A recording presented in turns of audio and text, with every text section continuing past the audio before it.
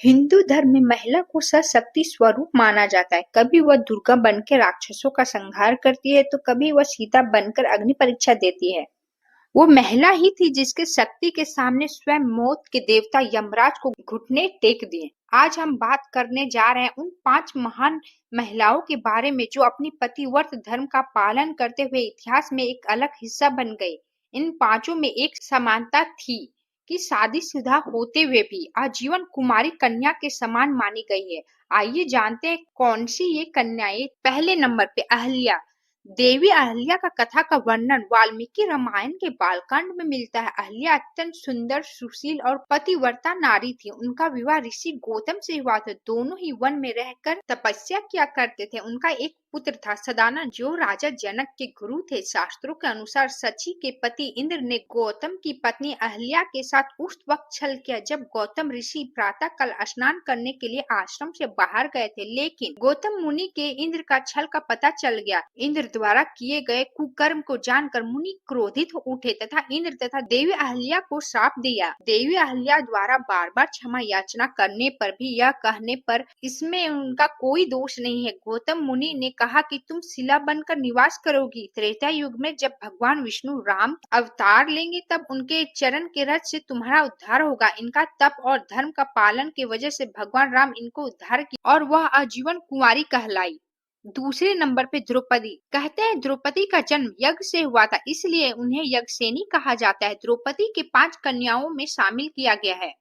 द्रौपदी अत्यंत ही धीरजवान, पवित्र और महान महिला थी। यह 5 पांडवों की पत्नी और 5 पुत्रों की माता। द्रौपदी के चीरहरण प्रकरण में श्री कृष्ण ने द्रौपदी की लाज बचाई थी और कहते हैं द्रौपदी को भी सदा कुमारी कन्या बने रहने का वरदान प्राप्त था। तीसरे नंबर पे तारा। तारा एक अप्सरा थी जो समुद्र मंथन से निकली थी। बाली और सुसेन दोनों ही अपनी पत्नी बनाना चाहते थे। उस वक्त निर्णय हुआ तारा के वामंग में खड़ा है उसका पति और जो दाहिने हाथ में खड़ा है वह उसका पिता होगा। इस तरह बाली का विवाह तारा से हो गया और तारा का एक पुत्र अंगद हुआ। बाली के वध के बाद उसकी पत्नी तारा को बहुत दुख हुआ। तारा एक अप्सरा थी। बाली के छल से मारा गया यह जानकर पत्नी तारा ने श्री राम को कोसा और उन्हें एक श्राप दिया। शाप के अनुसार भगवान राम अपनी पत्नी सीता को पाने के बाद भी जल्द खो देंगे। उसने यह भी कहा अगले जन्म में उनकी मृत्यु उसी के पति के द्वारा होगी। अगले जन्म में भगवान विष्णु श्री कृष्ण के रूप में जन्म लिया। उनके इस अवतार का अंत शिकारी भील जारा द्वारा किया गया। तारा को आजीवन कुमारी रहने का वरदान प्राप्त था। चौथे नंबर पे कुंती। यदुवंशी राजा सूरसेन की पथा नामक कन्या और वासुदेव नामक एक पुत्र था। पथा नामक कन्या को राजा सूरसेन ने अपनी बुआ के संतानहीन लड़के कुंती को भोज में गोद लिया था। पथा नामक कन्या को राजा सूरसेन ने अपनी बुआ के संतानहीन लड़के कुंती भोज को गोद दे दिया था। कुंती भोज ने इस कन्या का नाम कुंती रखा और इस तरह पथा अर्थात कुंती अपने असली माता पिता से दूर रही और कुंती अपने महल में आए महात्माओं की सेवा करती थी। एक बार वहां ऋषि दुर्वासा भी पधारे और कुंती की सेवा से प्रसन्न होकर दुर्वासा ने कहा पुत्री मैं तुम्हारे सेवा से अत्यंत प्रसन्न हूँ, अतः तुझे एक मंत्र देता हूँ जिसका प्रयोग से तुम जिस देवता का स्मरण करोगी वह तत्काल तेरे समक्ष प्रकट हो जाएंगे और मनोकामना पूरी करेंगे।